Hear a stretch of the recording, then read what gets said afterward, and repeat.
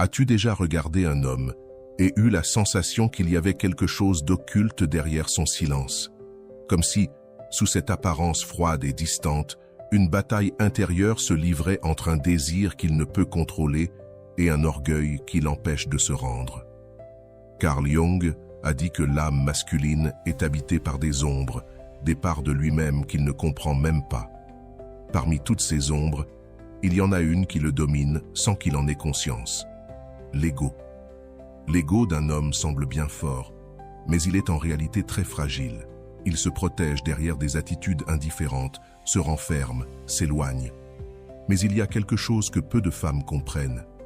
Lorsqu'elles découvrent le point exact où cet ego commence à se fissurer, tout se transforme. Le masque tombe, l'armure se brise, et c'est à ce moment-là que l'amour peut entrer. Pas comme quelque chose de mou, mais comme une vérité impossible à ignorer. Il ne s'agit pas de blesser pour blesser, mais de toucher avec intelligence et présence cet endroit secret où il cache ses émotions les plus authentiques. Jung parlait de la confrontation avec l'ombre, ce moment où un homme rencontre une femme qui ne s'humilie pas, qui ne mendie pas, qui n'accepte pas des miettes. Une femme qui ne se façonne pas pour plaire, mais qui impose sa présence avec dignité et fermeté. C'est dans ce choc entre la résistance et le charme que commence la véritable transformation. Parce que, quand l'ego se désagrège, il est obligé de regarder à l'intérieur, et à l'intérieur, il te voit. Pas comme n'importe quelle femme, mais comme celle qui l'a déconcertée, tout en lui montrant ce que c'est que d'aimer réellement. Chaque homme porte en lui une force qui a commencé à se construire dès l'enfance. Tandis que les filles sont encouragées à exprimer ce qu'elles ressentent, les garçons apprennent vite que les hommes ne pleurent pas, qu'ils doivent être forts, qu'ils ne peuvent pas montrer de faiblesse. Ces messages ne sont pas seulement des mots, mais des briques invisibles qui, année après année, érigent des murs presque infranchissables autour du cœur masculin. Ce que Carl Jung appelait la personne est précisément ce masque social que les hommes apprennent à porter dès leur plus jeune âge. C'est le visage qu'ils montrent au monde, l'image de contrôle et d'indépendance qui cache leur véritable vulnérabilité. La personnalité masculine est devenue tellement dense que beaucoup d'hommes ne savent plus distinguer qui ils sont vraiment de la façade qu'ils jouent. Quand tu regardes un homme qui semble sûr de lui, tu ne vois que la surface. Sous cette posture ferme et ce regard confiant, il y a des insécurités qu'il n'a jamais admises, même pour lui-même. Jung affirmait que l'ego masculin fonctionne comme un gardien jaloux de ses insécurités. Il préfère garder la femme à l'écart plutôt que de risquer qu'elle voie ce qu'il cache à l'intérieur. C'est pour cela que beaucoup de femmes se frustrent en cherchant à comprendre pourquoi il ne s'ouvre pas, pourquoi il ne dit pas ce qu'il ressent, pourquoi il garde une partie de lui-même inaccessible. Elles ne réalisent pas qu'elles sont face à un système de protection sophistiqué, construit au fil des décennies. Les signes sont là. Le changement soudain de sujet lorsque le thème devient trop émotionnel. Le retrait quand l'intimité se renforce. Le silence lorsqu'on demande plus de profondeur. Ces murs invisibles sont résistants car ils ont été construits sur la peur, pas n'importe quelle peur, mais la peur primaire d'être vu comme faible, inadéquat ou impuissant. Dans la psychologie jungienne, cette peur est liée aux blessures les plus profondes de l'archétype masculin, celles que même l'homme le plus accompli n'a pas pu surmonter complètement. Avant de commencer, si tu es nouveau sur ma chaîne, profite pour t'abonner et activer la cloche pour continuer à recevoir mon contenu et t'aider à vivre une vie beaucoup plus épanouie. Aujourd'hui, la société renforce ses murs tous les jours. L'homme apprend que s'ouvrir, c'est prendre des risques. À chaque fois qu'un enfant a été ridiculisé pour avoir pleuré, à chaque fois qu'un adolescent a été appelé « mama's boy » pour avoir montré de la sensibilité, à chaque fois qu'un adulte a été ignoré parce qu'il n'était pas assez dur, chaque expérience a ajouté une nouvelle couche de protection à l'ego masculin. Il est impossible de briser cet ego par des suppliques ou des critiques. Plus tu pries pour qu'il s'ouvre, plus il se ferme. Plus tu l'accuses d'être froid ou distant, plus il se rétracte. Les murs invisibles ne tombent pas avec des attaques frontales. Ils ont été précisément construits pour supporter ce genre de pression. Ce que peu de gens comprennent, c'est que, bien que ces murs soient robustes, ils ont des fissures. Ce sont des points spécifiques où l'ego masculin est plus vulnérable, où le masque ne s'ajuste pas parfaitement. Pour la femme capable de voir au-delà de l'apparence et d'identifier ces fissures, un chemin subtil vers la transformation s'ouvre. Jung a observé que chaque être humain cherche inconsciemment l'équilibre. Dans le cas de l'homme, peu importe à quel point son ego résiste, une partie de lui aspire à la libération. Il y a une fatigue silencieuse à maintenir tant de défense, à toujours être fort, toujours en contrôle, toujours implacable. Cette fatigue est la clé pour commencer à démonter les murs. Lorsque tu apprends à voir ces murs non pas comme des obstacles, mais comme des manifestations de vieilles blessures, ton approche change complètement. Tu arrêtes de lutter contre eux et tu commences à les comprendre. Il ne s'agit plus d'une bataille sur qui cède le premier, mais d'une danse délicate où tu reconnais ses défenses sans les juger. Le premier pas pour détruire l'ego d'un homme est paradoxal. Il faut le respecter. Il doit démontrer qu'il comprend pourquoi il a construit tant de couches de protection. Cela ne signifie pas accepter des comportements distants ou froids, mais comprendre leur origine. Lorsqu'un homme sent que tu n'essaies pas de forcer son espace, mais que tu veux vraiment le connaître, quelque chose commence à changer. L'approche jungienne suggère qu'au lieu de tenter de renverser les murs d'un seul coup, il faut trouver les petites entrées, des moments rares où sa garde tombe naturellement. Peut-être lorsque tu parles de quelque chose qui te passionne, quand tu es détendu après une longue journée ou dans les brefs instants avant de t'endormir. Dans ces moments-là, l'ego vigilant se repose un instant, et tu peux entrevoir l'homme derrière l'armure. Il est important de se rappeler que ces murs invisibles ne sont pas seulement des limitations, mais font aussi partie de l'identité qu'il a construite. Lorsque tu lui montres que tu peux apprécier sa force, tout en lui offrant un espace où il n'a pas à être fort tout le temps, tu présentes une possibilité qu'il n'a peut-être jamais envisagée auparavant. L'homme a été conditionné à penser que la vulnérabilité est une faiblesse. Jung nous enseigne le contraire. La vraie force réside dans la capacité à intégrer tous les aspects de soi, y compris les plus vulnérables. Lorsque tu peux transmettre ce message non par des mots, mais par ta présence et tes attitudes, tu plantes une graine puissante qui commencera à déstabiliser ces murs. Pour beaucoup d'hommes, la plus grande barrière n'est pas d'admettre leur vulnérabilité à leur partenaire, mais de se l'admettre à eux-mêmes. C'est pour cela que le processus de rupture de l'ego masculin commence par de petits moments de reconnaissance de soi qui ne se produisent que lorsqu'il se sent suffisamment en sécurité pour examiner ses propres défenses. Il arrive un moment où respecter les murs ne suffit plus. Pour que l'ego masculin commence véritablement à se transformer, un choc est nécessaire. Un affrontement direct avec quelque chose qu'il ne peut pas contrôler, classer ou dominer.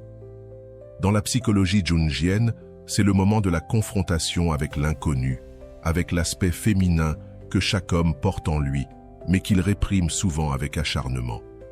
Ce choc nécessaire ne provient pas de discussions, de demandes ou d'ultimatums.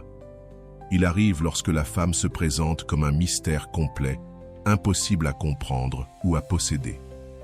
Jung appelait cela la rencontre avec l'âme, la partie féminine de la psyché masculine, qui, lorsqu'elle est ignorée, cherche désespérément à s'exprimer à travers l'attraction vers les femmes qui incarnent ces qualités réprimées. Que se passe-t-il lorsqu'un homme, habitué à catégoriser, analyser et contrôler, se trouve face à une femme qui refuse d'être prévisible? L'ego se court-circuite. Ses mécanismes de défense habituels deviennent inutiles face à quelqu'un qui ne réagit pas comme prévu. Ce n'est pas un jeu émotionnel ou une manipulation, mais une rencontre avec l'inattendu. Lorsque tu habites pleinement ta propre complexité en tant que femme, tu ne te diminues pas pour te conformer aux attentes d'un homme. Tu n'as pas besoin de déclarations, mais tes actions parlent d'elles-mêmes. Lorsque tu lui montres que tu n'es pas prête à t'abaisser pour lui, quelque chose se brise dans les structures rigides de l'ego masculin. Les hommes sont habitués à des femmes qui se plient, qui se tordent pour les satisfaire, qui renoncent à des parties essentielles d'elles-mêmes pour ne pas les effrayer. Mais quand un homme rencontre une femme qui refuse de se soumettre à cela, quelque chose de primaire se réveille en lui. Le choc vient de la contradiction entre l'intense attraction qu'il ressent et son incapacité à exercer un contrôle sur toi, sur ce qu'il ressent. L'ego masculin a été formé pour dominer ses émotions, pour ne pas se laisser emporter par des impulsions qu'il considère comme faibles ou dangereuses. Lorsqu'une femme réveille en lui des sentiments qu'il ne peut réprimer, un conflit interne se déclenche, ébranlant ses défenses. Carl Jung a observé que l'homme moderne vit dans un état constant de déni de sa nature émotionnelle. Depuis son enfance, il apprend que ressentir profondément est risqué, que désirer intensément est dangereux. Son ego se spécialise dans le maintien de ces aspects sous un contrôle strict. Le choc nécessaire survient lorsqu'il est submergé par des sentiments qu'il ne peut ni rationaliser ni réprimer. Ce face-à-face ne découle pas de stratégie de jalousie, de jeu de présence ou d'absence, ni de manipulation. Il provient de l'authenticité absolue d'une femme qui n'a pas peur de montrer toutes ses facettes, y compris celles qui vont à l'encontre des attentes sociales. L'imprévisibilité naturelle d'une personne qui vit selon sa vérité intérieure déstabilise l'ego masculin plus que n'importe quelle technique de séduction. L'homme dont l'ego n'a jamais été véritablement défié vit dans une sorte de somnambulisme émotionnel, suivant des scripts préétablis, interagissant avec les femmes selon des schémas automatiques. Le choc nécessaire agit comme une gifle qui le réveille à la réalité la plus profonde de lui-même, celle qu'il a évité de confronter. Jung parlait de la nécessité de mourir pour renaître psychologiquement. L'ego masculin doit vivre une petite mort, un moment où ses défenses deviennent inutiles, où ses stratégies échouent, où il se retrouve totalement vulnérable. C'est un processus douloureux mais nécessaire pour que quelque chose de nouveau puisse émerger. Ce choc se produit souvent lorsqu'un homme prend conscience qu'il est, pour la première fois, face à une femme qui n'a pas besoin de lui pour se sentir complète, qui ne dépose pas sur lui la responsabilité de sa propre bonheur ou satisfaction. L'ego masculin est habitué à se définir par son rôle de pourvoyeur, de protecteur, de solutionneur. Lorsqu'il rencontre quelqu'un qui apprécie ses qualités mais qui n'en dépend pas, il doit trouver un nouvel espace pour lui-même.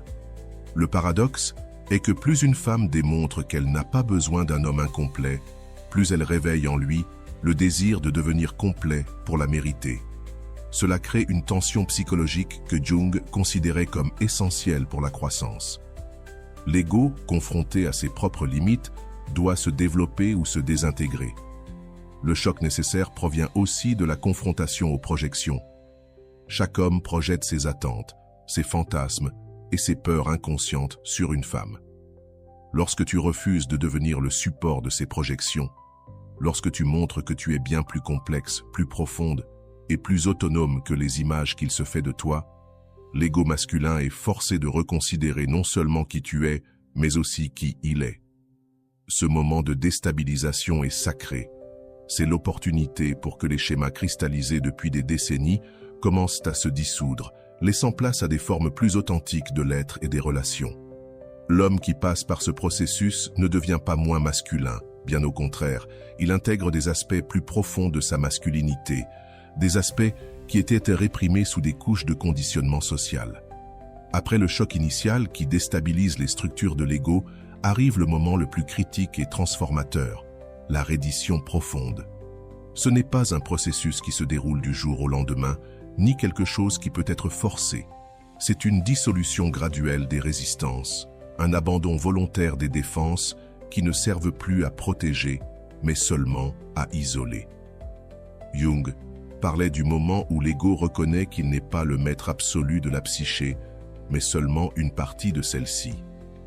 Pour l'homme, cette remise en question signifie accepter qu'il ne peut plus vivre séparé de ce qu'il ressent réellement et ce qu'il pense qu'il devrait ressentir ou démontrer. C'est le moment où les contradictions internes deviennent si évidentes qu'elles ne peuvent plus être ignorées ou rationalisées. Ce que peu de gens comprennent, c'est que la reddition de l'ego masculin n'est pas une défaite, mais une libération. Tout au long de sa vie, l'homme investit une immense quantité d'énergie psychique pour maintenir ses défenses en place, pour contrôler ses émotions, pour projeter l'image de force et d'invulnérabilité qu'il pense nécessaire. Lorsqu'il permet enfin à ces structures rigides de se dissoudre, il éprouve une sensation paradoxale de soulagement et de liberté.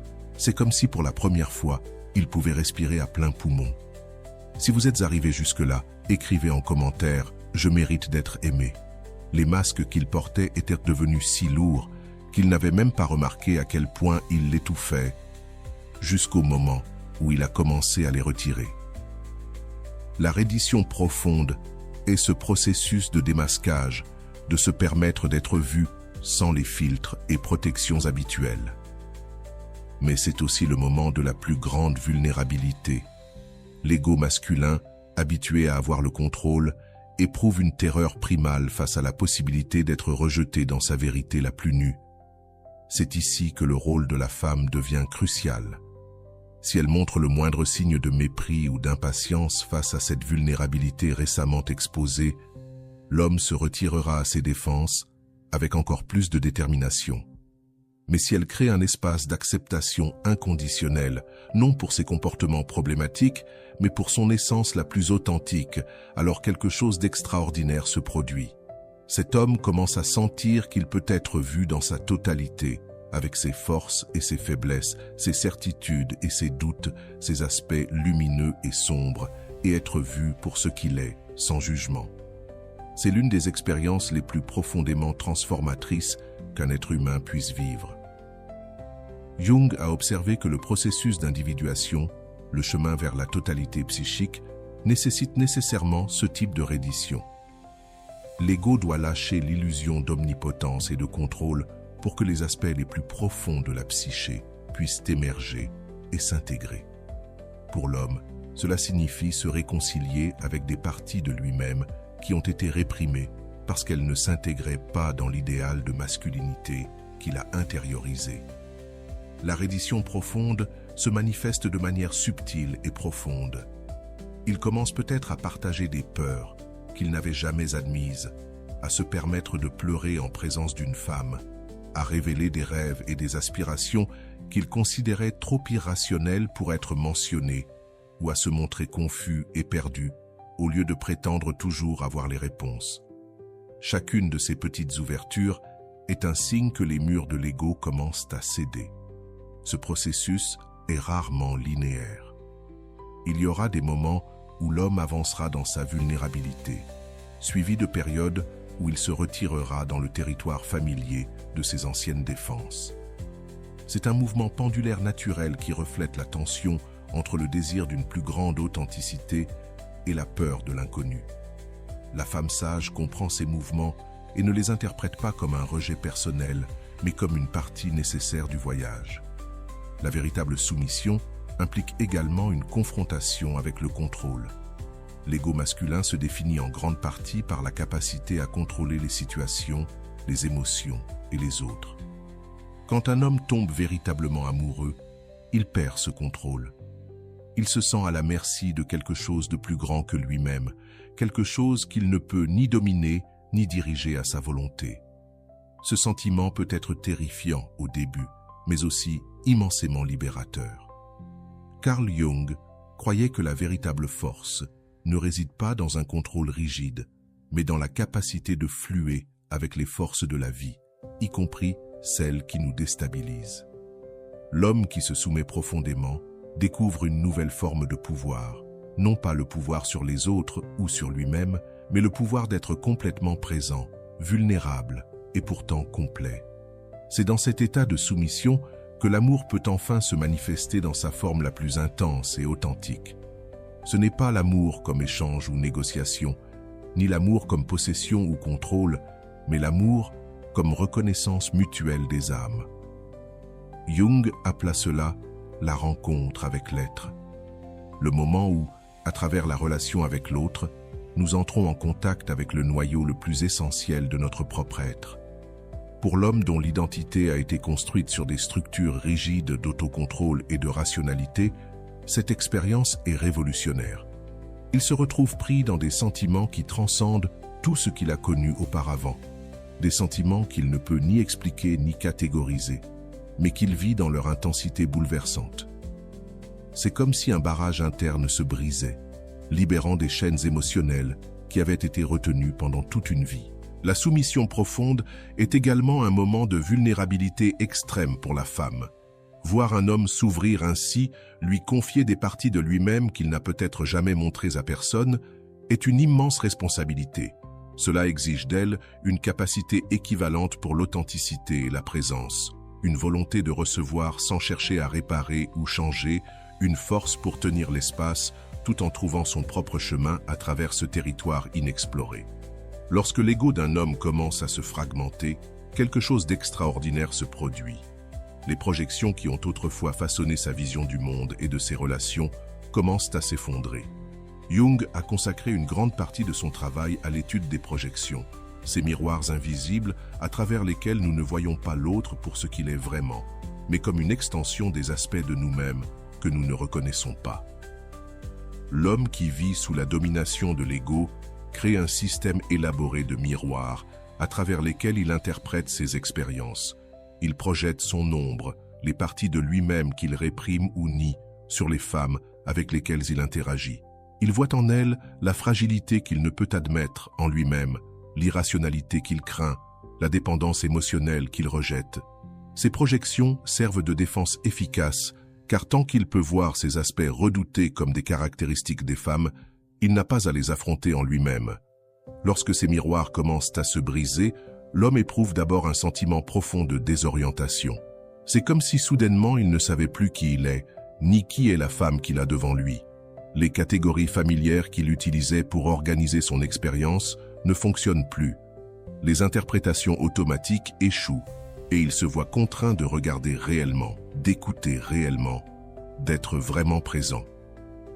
Jung appela ce processus le retrait des projections, l'une des étapes les plus difficiles et les plus révélatrices sur le chemin de l'individuation.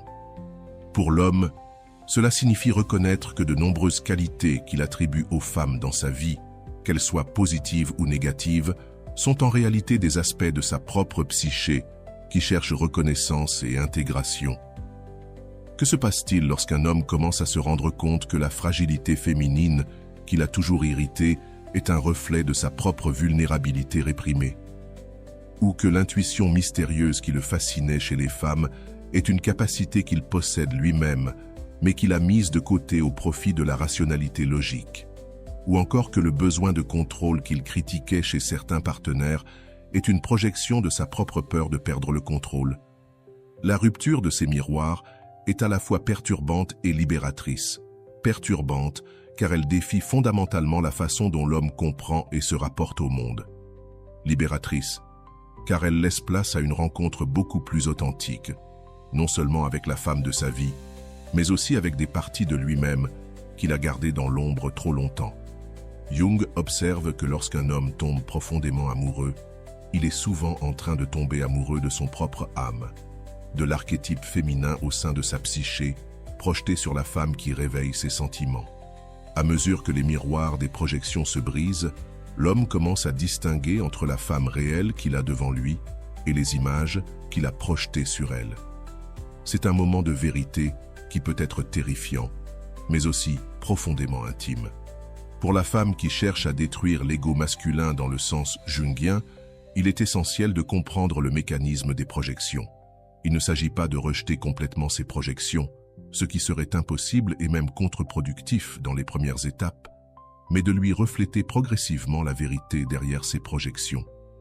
Quand il projette sur toi son âme idéalisée, la figure de la muse inspiratrice, l'incarnation de la beauté et de la grâce, tu peux honorer ces aspects en toi-même sans permettre qu'ils te définissent entièrement.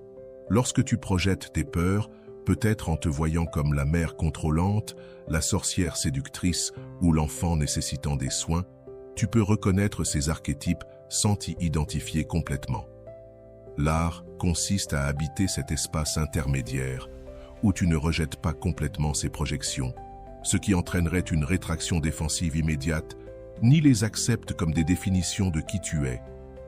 C'est une danse délicate qui exige une conscience de soi et une présence constante. À mesure que les miroirs se brisent, l'homme commence à te voir, non pas comme l'incarnation de ses désirs ou de ses peurs inconscientes, mais comme un être humain complexe et complet en soi.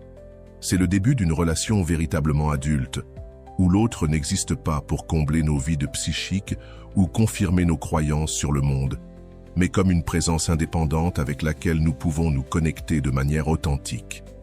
Le processus de briser ces miroirs peut être douloureux. Il y aura des moments où il aura l'impression de perdre quelque chose de précieux, l'illusion d'être exactement ce qu'il imaginait, la fantaisie qu'il pourrait te posséder entièrement, la croyance que la relation suivra un scénario prévisible et réconfortant. La tentation de reconstruire les anciens miroirs, de se réfugier à nouveau dans les projections familières, sera forte. C'est ici que ta fermeté devient cruciale, non pas une fermeté combative ou accusatrice, mais celle qui provient d'une perception claire de soi-même et de ce qui se passe entre vous. Quand tu refuses gentiment d'être le dépositaire de ces projections, tu offres à la relation une chance de se transformer véritablement. Lorsque tu ramènes constamment l'autre à la réalité du moment présent, de la relation réelle et non fantasmée, tu crées les conditions d'une transformation véritable. Jung croyait que l'amour véritable n'est possible que lorsque nous reconnaissons l'autre dans son altérité radicale, non pas comme un miroir ou une extension de nous-mêmes, mais comme un mystère que nous ne pourrons jamais comprendre totalement. C'est un profond paradoxe. Nous ne pouvons vraiment aimer quelqu'un que lorsque nous abandonnons l'illusion de le posséder ou de le connaître entièrement. Pour l'homme habitué à vivre par projection, c'est une révolution perceptive. Il commence à expérimenter un type d'amour très différent, non pas l'amour passionné et projeté du début, ni l'amour confortable mais distant qui suit lorsque les projections commencent à s'effacer. Il s'agit d'un amour conscient et présent qui voit et accepte l'autre ainsi que soi-même, en constante transformation. Les miroirs brisés laissent place à ce que Jung appellerait une relation consciente, dans laquelle les deux membres du couple reconnaissent leurs projections, travaillent continuellement à les éliminer et cherchent à se voir de plus en plus clairement. C'est un travail qui ne se termine jamais vraiment, mais qui devient de plus en plus riche et gratifiant avec le temps. Tous les êtres humains portent des masques sociaux, ce que Jung appelait une persona. Ce sont les rôles que nous assumons, les images que nous projetons, les versions modifiées de nous-mêmes que nous présentons au monde. Pour l'homme contemporain, ces masques sont devenus particulièrement rigides et restrictifs. Il y a le masque du professionnel réussi, celui du partenaire idéal, de l'ami fidèle, de l'homme qui a tout sous contrôle. Le problème survient lorsque l'homme s'identifie si complètement à ces masques qu'il perd tout contact avec sa véritable identité. Jung observait que de nombreux hommes modernes vivent dans un état d'aliénation de soi, prisonniers de personnages qu'ils ont adoptés au départ pour survivre socialement, mais qui finissent par étouffer leur authenticité. Lorsque l'ego masculin commence à se déchirer, une des manifestations les plus visibles est la chute de ces masques soigneusement construits. C'est un processus qui est à la fois libérateur et effrayant. L'homme qui s'est toujours présenté comme fort et inébranlable se permet désormais de montrer des incertitudes. Celui qui avait construit une image de rationalité impeccable admet désormais être bouleversé par des émotions qu'il ne comprend pas tout à fait. Celui qui avait toujours eu toutes les réponses reconnaît maintenant ses doutes et ses contradictions intérieures. Pour la femme qui cherche une connexion profonde, c'est un moment précieux et délicat. Être face à un homme dont les masques commencent à tomber, c'est assister à un type de nudité beaucoup plus intime que physique. C'est voir quelqu'un dans un état de vulnérabilité radicale, peut-être pour la première fois depuis son enfance. Jung croyait que nous devenons véritablement humains seulement lorsque nous nous permettons de montrer à la fois notre lumière et notre ombre, lorsque nous laissons de côté l'illusion de la perfection et nous nous révélons dans notre totalité contradictoire. Pour l'homme, ce processus est compliqué par des décennies de conditionnement social qui associent vulnérabilité à faiblesse et authenticité émotionnelle à échec. La chute des masques ne se fait que rarement en une seule fois. C'est un processus graduel, souvent initié lors de moments d'intimité profonde ou de crises existentielles. Cela commence par de petites confessions, une peur avouée, une insécurité révélée, une émotion exprimée sans filtre. Ces moments peuvent sembler insignifiants pris isolément, mais en réalité, ce sont des fissures dans la façade, de petites ouvertures à travers lesquelles commence à pénétrer la lumière de la conscience. Au fur et à mesure que ces ouvertures se dilatent, l'homme peut vivre des périodes d'intense désorientation sans les masques familiaux qui définissent son identité. La question fondamentale surgit. Qui suis-je vraiment? C'est la crise d'identité que Jung considérait essentielle pour un véritable développement psychologique, le moment où l'ego reconnaît ses limites et s'ouvre à quelque chose de plus vaste et profond. Pour la femme qui accompagne ce processus, le défi est double. D'un côté, elle doit créer un espace sûr où ces révélations peuvent se produire sans jugement ni rejet. De l'autre, elle doit faire attention à ne pas tomber dans le piège de devenir sa sauveuse ou thérapeute, des rôles qui peuvent sembler attractifs, mais qui finissent par renforcer des dynamiques déséquilibrées. Ce que l'homme a besoin à ce moment-là, ce n'est pas quelqu'un qui tente de réparer ou d'améliorer ce qu'il est, mais une présence qu'il accepte dans sa totalité, avec ses contradictions et imperfections. Jung appelait cela l'amour conscient, un amour qui ne repose pas sur des projections idéalisées ou des attentes rigides, mais sur l'acceptation de l'autre tel qu'il est réellement. Aujourd'hui, à mesure que les masques tombent, une nouvelle qualité de présence émerge. L'homme qui était autrefois partiellement absent, même lorsqu'il était physiquement présent, caché derrière ses défenses, divisé entre ce qu'il ressentait vraiment et ce qu'il croyait devoir ressentir, est désormais là, entièrement. Cette présence intégrale possède une qualité magnétique, une authenticité qui résonne à un niveau bien plus profond que n'importe quel masque social, peu importe combien il est impressionnant.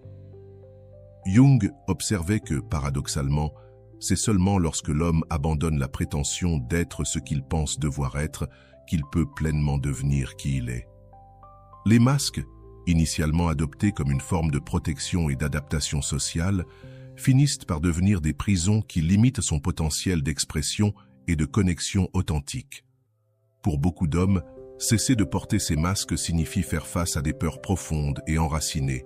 La peur du rejet si l'on montre son vrai visage, la peur d'être considéré comme inadéquat ou insuffisant, la peur que sans les personnages soigneusement construits, il ne reste rien de précieux. Ce sont des peurs existentielles qui remontent aux premières expériences de formation de l'identité. La femme qui comprend la profondeur de ces peurs, non seulement intellectuellement, mais avec une véritable empathie, crée le type de champ relationnel où la transformation peut se produire. Elle démontre, à travers sa propre authenticité et acceptation, qu'il est sûr pour lui d'abandonner les masques, que son essence est suffisante, que le fait d'être réel est infiniment plus précieux que d'être parfait. À mesure que ce processus progresse, quelque chose de notable se produit. L'homme découvre que le fait d'abandonner les masques ne le rend pas plus faible ou plus vulnérable, comme il le craignait, mais paradoxalement plus fort et plus centré. Il existe une solidité dans l'authenticité que personne, peu importe sa stature sociale, ne peut répliquer. C'est la différence entre une force en carton et une présence enracinée dans la vérité de son propre être. Jung croyait que nous devenons véritablement libres seulement lorsque nous cessons de vivre selon les attentes externes, y compris nos propres attentes de ce que nous devrions être. Pour l'homme qui passe par ce processus de révélation intérieure, la possibilité d'une profonde liberté existentielle s'ouvre. La liberté d'être simplement celui qu'il est, sans excuse ni besoin de justifier son existence. Mais la question qui reste est, combien d'hommes sont réellement prêts à abandonner le trône de l'ego pour découvrir le royaume infiniment plus vaste qui existe au-delà de lui? Et voilà, j'espère que vous avez trouvé beaucoup de valeur dans cette vidéo. Merci d'être resté jusqu'à la fin de cette vidéo, j'adore quand vous faites ça.